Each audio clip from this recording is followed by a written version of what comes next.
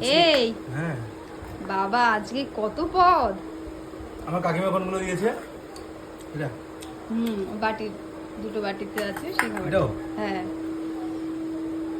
Actually আমি কাকির বাড়িতে ক্লাস করাই, তো ক্লাস করাতে গিয়ে দেখছি আমি রোগা হয়ে যাচ্ছি, আমার খুব পরিশ্রম হচ্ছে, তাই আমাকে স্পেশাল করে ভালো মন্দ খাওয়ার জন্য পনির দিয়েছে। আর আমাদের আজকে রান্না করেছে এটা কি কাঁচকলা আলুর ঝোল, কাঁচকলা আলুর ঝোল, ডাল, আর এই সবজিটার মধ্যে আমার সব থেকে প্রিয় হচ্ছে কাঁঠালের বিচি। ঠিক আছে, তো আজকে এত পদ, আমি ভেবেছিলাম আজকে শনিবার নিরামিষ খাওয়াটা মনে হয় ভালো হবে না, বাট এখন দেখছি যে না, ভালোর থেকেও বেশি ভালো হয়ে গেছে।